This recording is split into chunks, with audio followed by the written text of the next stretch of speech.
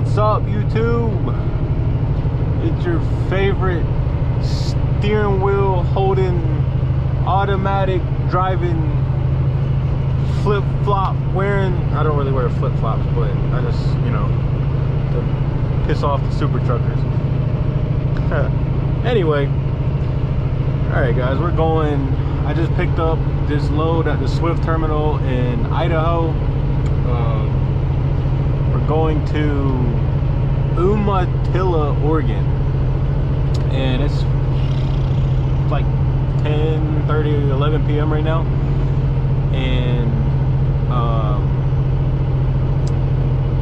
I decided that I would share exactly how I got my CDLs through Swift and everything, because a lot of people seem to be interested in that. So I'm gonna tell my experience from start to finish, there's a rabbit, from training to what school I went to, because I didn't go to a Swift school, but Swift paid for it, if you know what I'm saying. All right, I'm gonna jump right into it. After this car passes me going 120 miles an hour. All right, so I'm gonna get into it. Last end of September 2020, right? I was with my friend. I was staying with him for a few weeks. You know, just he was in a different city than my parents stayed at. So I was like, you know, I wanted to move out, try to get my apartment, try to get a job and everything. I was like, steep downgrade, of course. So I was looking for jobs and stuff. I actually had a job lined up at a chicken production plant, which I didn't really want to do, but I mean, they started off like, I think like $13-14 an hour, so I was like, you know, whatever. And so my mom actually was thinking about driving for Swift. She didn't, but she's like, hey, just look into that. I was like, a truck driver? And I was like, okay, I guess. And so I give him a call. I called the recruiter, and it took, like, legit, it took a solid week for them to process. Literally, they did everything all over the phone. I had to send all like my documents and stuff in, and I just say, for example, I called them on a Monday. The very next week, they had plans for me going to a CDL school. It was a third-party school, and I'll explain why. I live on the eastern side of North Carolina, and usually if you go drive for Swift, then they'll send you to a Swift terminal and they train you there. But that wasn't the case, since I live literally so far away from the closest terminal, which the Richmond terminal is like 3 hours away, but 3 hours every day, like, that's kind of a lot. So they sent me to a school called Trans Tech out in Asheville, North Carolina. So this is literally the completely opposite side of North Carolina on the west. They originally did arrange for, like, you could have like a bus to pick you up and take you all the way there. But I wanted to drive my car because I wanted to go through the mountains and stuff. Plus, I had just got my car, so I wanted to enjoy it while I was there. So it was, I forgot how long it was. It was a couple hundred miles from where I lived to the school. But anyway, so you get there, and they explain how the contract with Swift works. This is how most mega carriers do it. So it's like, hey, okay, we're going to send you to the CDL school for, it's 4 weeks long, how long it was. And we'll pay for the hotel and the lodging and all that, you know, hotel, lodging, same thing. But anyway, we'll pay for all that, but you have to drive with us for 1 year. I'm like, so it's okay. I mean, sure. Because I didn't know anything about CDL schools or them paying for it or contracts and all that. And if you complain about why I'm going so slow, I'm like 40,000 pounds and we're going downhill. Probably doesn't look like it. Anyway, I get there, sign the contract and everything, so I guess I'm locked in. First week of the school, some people had their CDL permit already. I did not. Now, the first week, you're literally in the classroom at this school the entire time, and we go over the CDL, what, like the little book, you know what I'm talking about, the CDL, I forgot exactly what it's called. Anyway, like the book. They literally, I promise to you, they tell you every single thing that is going to be on the test. Like every single question, answer, everything. Because the school's taught by people that's been driving 30, 40, 50 years, like legit. So they tell you literally everything. But like, I don't know, it's up to you guys, but I'd studied so I can make sure I pass it, because if you didn't pass it, then that would extend your school out like an extra week. But I'm gonna link this in the bio. A guy actually commented on one of my recent videos talking about some, you know, how to get ready for CDL school and whatnot, and or something about the permit. I forgot exactly what he said, but I sent him the link to the app. This app is called CDL Test Prep or something. You literally enter your state. I'm from North Carolina. I entered North Carolina, and it gives you the entire CDL test with answers and everything. Like, there's a practice test, there's like the actual test, not like the actual test, but like the, you know, a practice real test on the app. I don't get what the point is, but anyway. So they give you, like, if you get it wrong, they say this is why you got it wrong. Like, I don't know, they'll ask what's the tread depth on the front steer tires, and if you say 230 seconds, it'll tell you no, you're wrong, it's 430 seconds, and da da da da. The other tires are 230 seconds anyway. But anyway, that app, like when I left CDL school for the day, for that first week, I went right back to the hotel, and I probably studied that app for like a good hour or two every single day.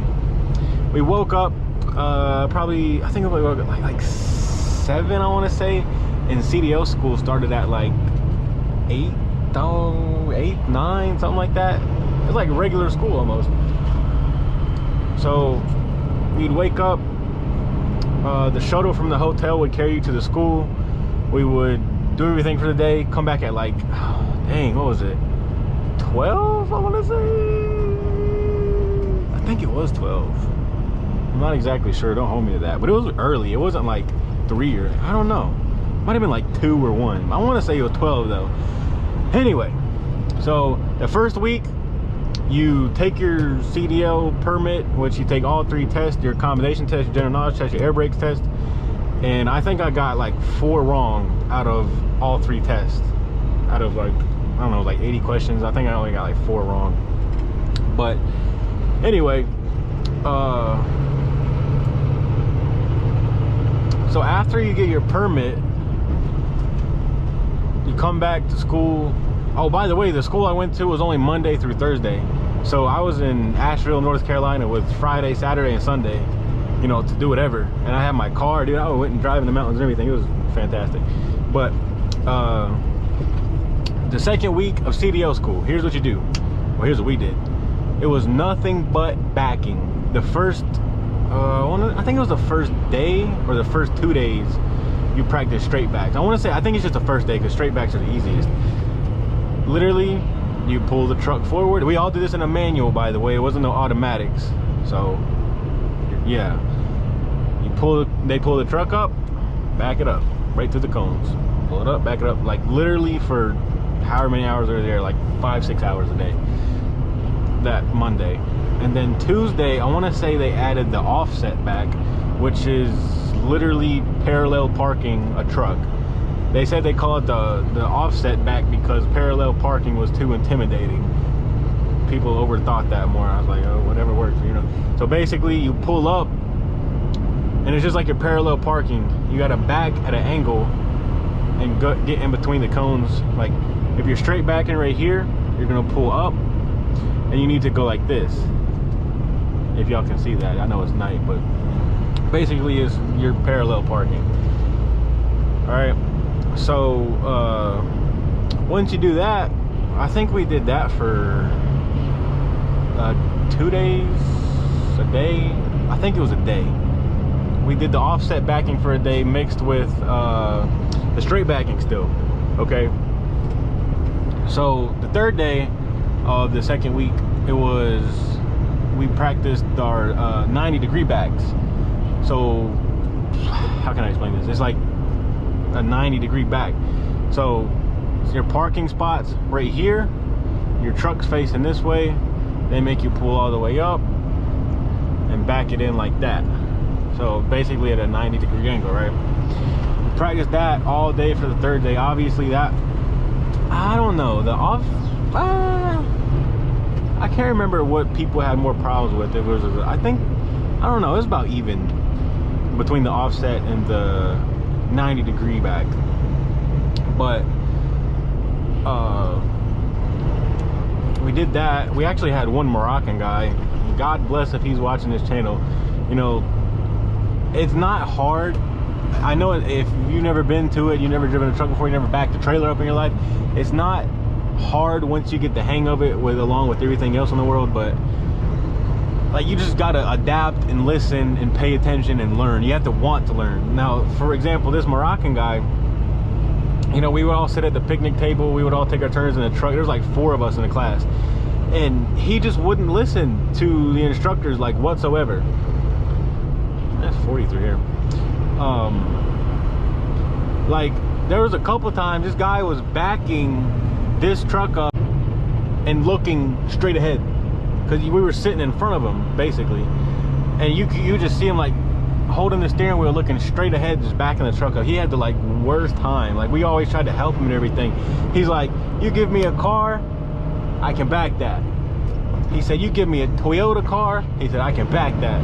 I was like, dude, yeah, we all can back those cars. That's why we're not getting paid for it. And then, so he actually ended up getting kicked out of school. That's a whole different story on its own. Anyway, 4th day, it was a straight back, offset back, 90-degree back. The very 3rd week after that weekend, it was our like road driving, or whatever you want to call it, or regular driving. Basically, they had a, I forgot what kind of truck they had. I can't remember. I want to say it was a Freightliner, but they had a manual Freightliner, right? And the sleeper was tore out, and there were, what was it, 3 seats that were like kind of back there in the sleeper, where you would get in the truck. One person would drive for like an hour, they would switch, the other person go to the sleeper, sit down, and so forth. Now this is manual trucks, and this truck had like 1 million and some change miles on it. And like, I tested in a manual at CDL school, so that means I can drive them if I ever need to. But the truck we practiced in was like the absolute worst truck to, I wouldn't say practicing, but I don't know, shifting this truck was hard. It was like, it was crazy. And it was just the way the truck was, how many times it got beat up, how many students went through the truck and everything. But you know, regardless, we got it and everything. It was so picky about what RPMs, you know, downshifting and everything, and plus they make you double clutch the entire time. For example, you're going from 5th gear to 6th gear, right? Push the clutch in, put it in neutral. Take the clutch out, push the clutch back in, put it in 6, and let the clutch back out. Now that's just the way they made you did it, because that's how you had to do it on the test. But I know you can flip the gears in and everything else, but I like manual, I prefer manual, but that truck was something else. That 3rd week, all we did was that. It was just basically driving around, practice turning and all that. That Thursday though, that Thursday and Wednesday, we did night driving. So basically what I'm doing right now, obviously, but we did our night driving for like an hour and some change. And oh, the beginning of the second week, they taught us how to pre-trip. Here's how they gave it to us. They gave us a piece of a packet of paper and said this truck has 88 things they had to memorize for the CDL test. And we're like, holy shit, what? 88 things? We're never gonna be able to remember that. But when people were backing and sometimes when they would take the other people out for drives, you'd pre-trip the entire time, dude. I'm telling you, like, it's like non-stop pre-trip unless you're backing, which that's the best way to do it, because I think I missed like 2 things. I missed the U-bolts and my battery volt gauge or meter, and which I know for a fact I said it because I remember exactly saying it, because the truck didn't have a battery voltmeter, but when I was tested, the guy said, oh yeah, you forgot the battery voltmeter. I was like, no I didn't, I said it because I know this truck doesn't have it, but we're supposed to say it. But it don't matter, I passed with flying colors. So anyway, this is around the time COVID was too, obviously, since it was, well, last fall. But that the third week, same thing with pre-tripping, just regular driving, night driving, whatever. 4th week rolls around, that's when we're all supposed to test. We did like, I think that Monday and Tuesday, we did more like road driving and stuff. And it's always weird going in small towns like this. It feels like you're not supposed to be here. I'm just driving a 60, 70 foot vehicle through a town, you know. It's just weird. But back on topic. I forgot what I was saying. This town is nice though. Small, quiet. But anyway, yeah. Monday, you're doing you're still regular driving, pre-tripping, and I think I tested on, some people tested on Wednesday. I think I tested on Thursday. Yes, I tested on Thursday at like 9 in the morning. So here's how the test went. Because you got your permit and you can't take your actual CDL test. The school offers it, by the way. You don't go to the DMV. You can go to the DMV and take it, but it's a hell of a lot harder, so everybody told me. But the school actually offers it. I guess they're DMV certified or whatever you want to call it, to give the test out. So basically you start out with the pre-trip.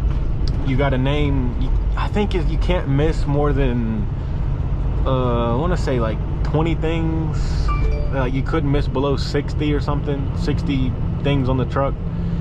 Like you had to name basically everything from the truck all the way to the trailer. But I got like, I want to say 84 things out of 88, or was it 77? I can't remember. But anyway, I was pretty close. And then after you pre-trip it, you get right in the truck, and it's in the yard where you're backing. So you pull up, you do your straight back, you pull up again, and there's cones, so if you hit a cone, that counts against you. You can only hit like, I think 6 cones out of all of it. And you got to do your offset back, you pull up, do your 90-degree back, and you're allowed 2 pull-ups per back, I want to say. So you get 2, 4, 6, 6 pull-ups in total. I think I used 1 pull-up on my, I think it was my offset back. I can't remember. I used a pull-up on one of them, I can't remember.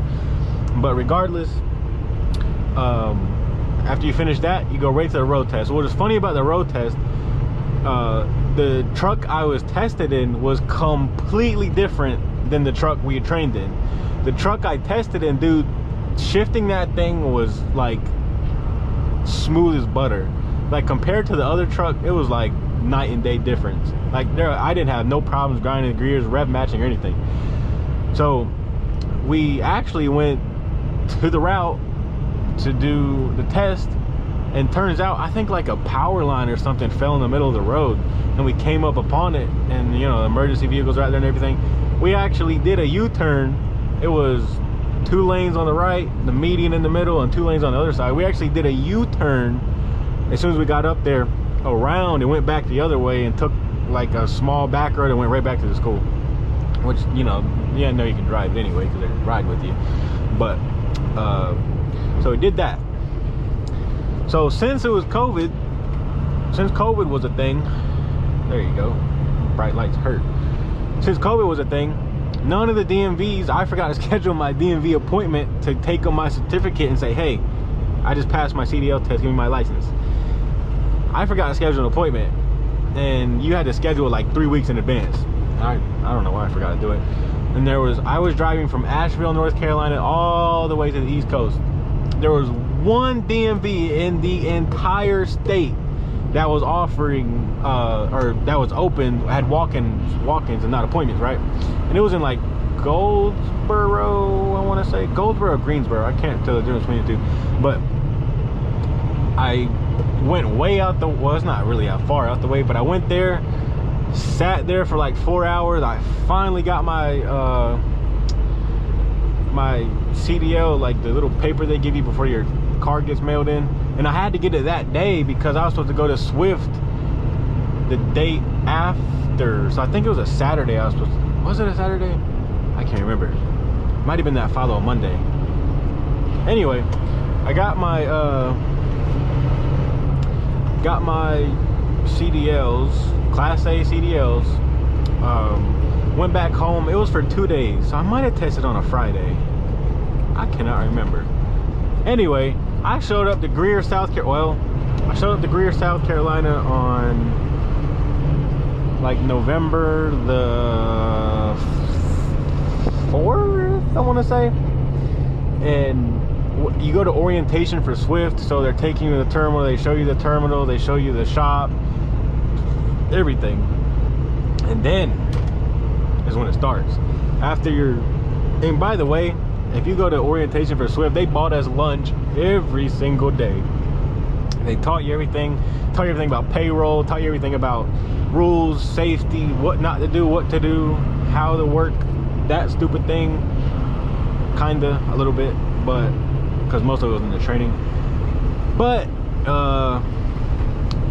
so you finish orientation. They also put you in a hotel, which was, it was probably an 1/8 of a mile away from the terminal at Greer in South Carolina, which was literally, I had to drive from East Coast of North Carolina back way to the west of South Carolina and kind of go down back behind Charlotte to the west a little bit, where Greer's at.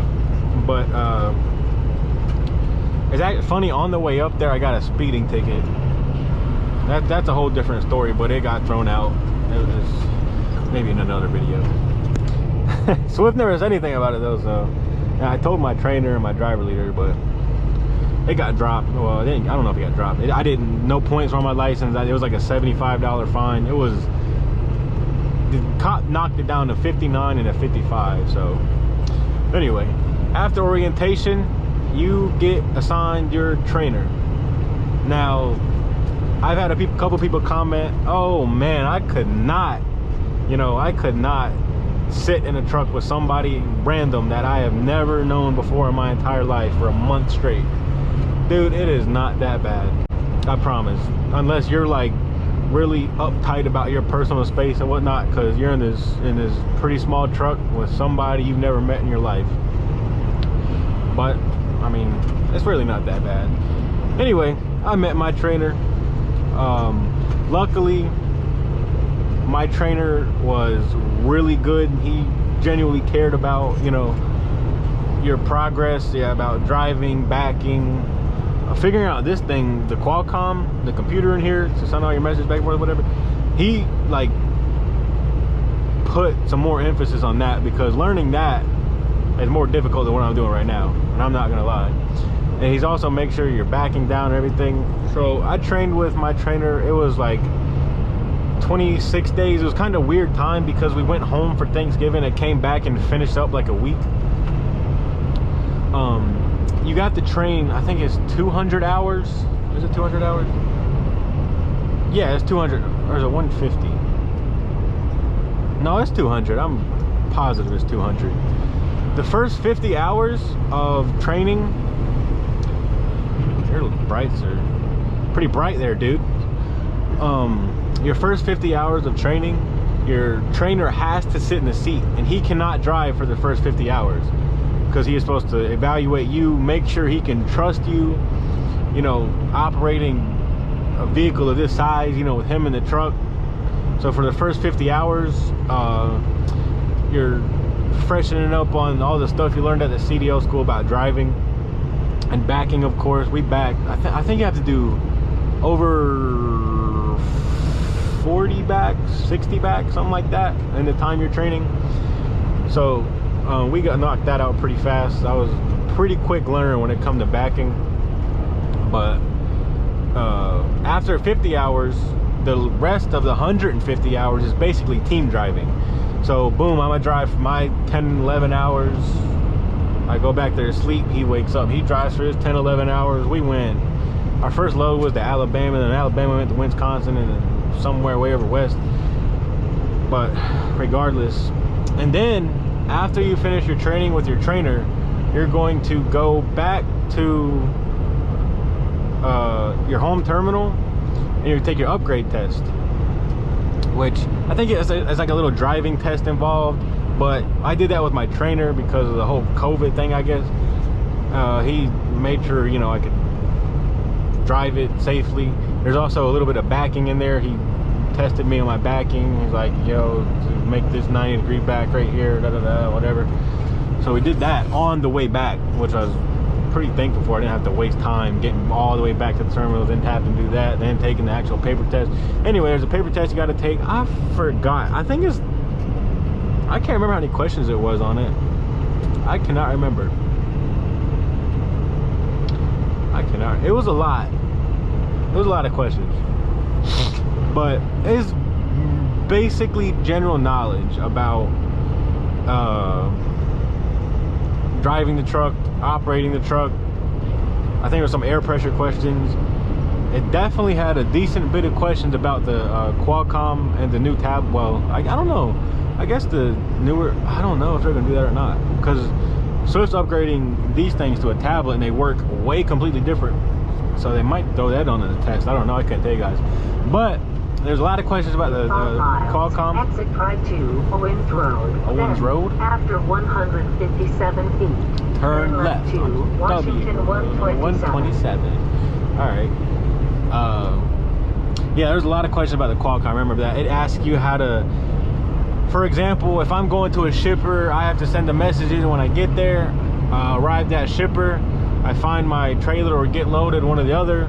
You have to send in a what is called a loaded call, which basically means when are you going to get to where you're going, when's the next time you want them to send you a load, what's the numbers for the load. This is a decent amount of stuff, but you learn all that with training. When you don't feel comfortable with the Qualcomm while you're training, just tell, like, the best way to do it is to tell your trainer to, hey, when we get to this shipper, I'm gonna try to do all this by myself. Don't help me until I have a question.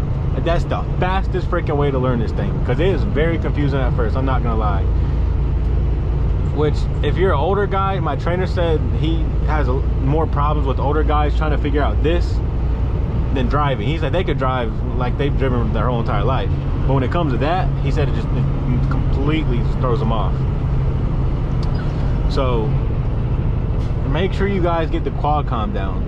That's a pretty big part. So just keep that in mind. Anyways, so you're at your home terminal, you take your upgrade test.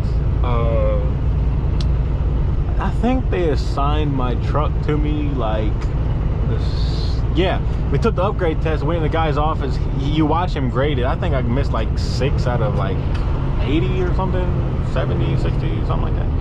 Anyway, he's like, what kind of truck you want? I said, I don't know, a blue one. I didn't know anything about the trucks. And of course I got an International. But there's nothing wrong with International. I feel like I should have not gotten it, not gonna lie. It doesn't have an Opti-Idle system. There's a couple other things that are, but it's growing on me. It's not a bad truck though.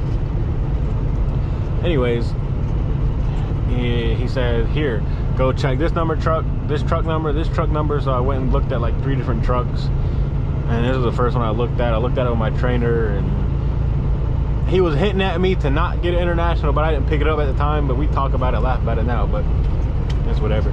Anyway, ended up, you get assigned your truck. once you get assigned your truck, it's game time, baby.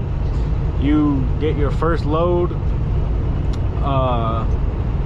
My first load, I actually want to make a entire separate different freaking YouTube video about that, because it was rough. It wasn't my first load in general, but it's about what happened right after I delivered. It was rough. But now, what's today? May I think it's the 5th now. It's like 1 o'clock in the morning, something like that. But in 7 days will have been my half-a-year mark at Swift.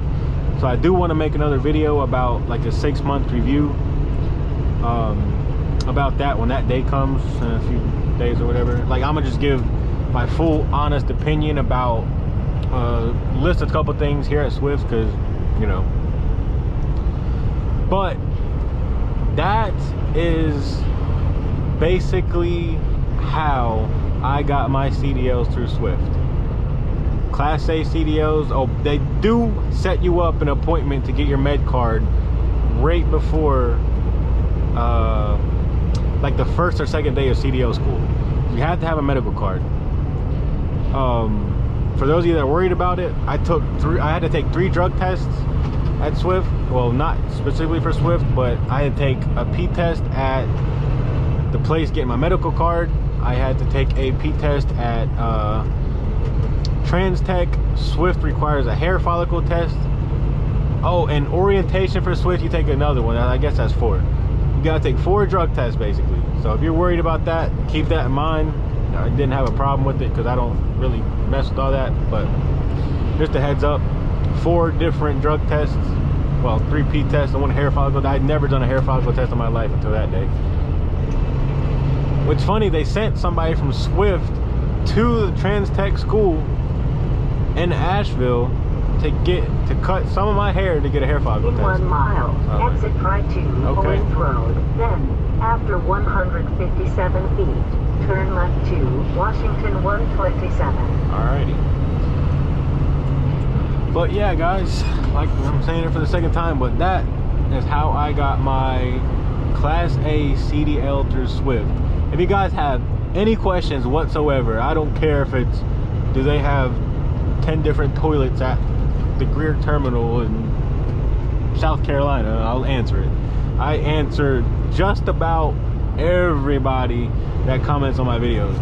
No matter if it's hate comments, no matter if it's I'm the steering wheel holding automatic driving, not a real trucker, whatever, I respond to everything. So if you got a question, drop in the comments. I usually try to answer within like I don't know, a few hours, whatever, but I'll get to it, don't worry. And that is going to do it for this video, because exit right to Owens Road. What we got going on here? Left. This is one of the, oh, okay. We're gonna come up to this stop sign right here. I'm gonna bust this left after I make a complete stop at this stop sign. I stopped so hard I rode backwards Turn a little left. bit. Proceed west on Washington 127 in 600 feet. Continue straight on Nice. to US 12. Oh, what the world is going on over here? Anyway, that's gonna do it for this video. Like I said, any questions, drop it down. If you could take literally the next 5 seconds, it's not gonna take 5 seconds to press the like button. It's much appreciated. It warms my heart. And subscribe if you want to, because I'll definitely be coming out with more truck driving content. It kind of sucks right now, I'm not gonna lie, because I'm having a difficulty getting the videos off the GoPro to my phone, because I don't have a laptop with me. I have a laptop at home. Next time I go have my home time, I'm gonna bring my laptop back so I can make better videos and upload them quicker. But for some reason, my GoPro won't let me take videos off the GoPro and download it to my phone. It does sometimes, and sometimes it don't. I don't know what the problem is. It seems like if they're quite long, then it takes a little while to do. I'll figure it out. But with that being said, that's gonna do it for the video. I hope you guys got a little bit of information that you're looking for out of it. And I will catch you guys in the very next video. Peace.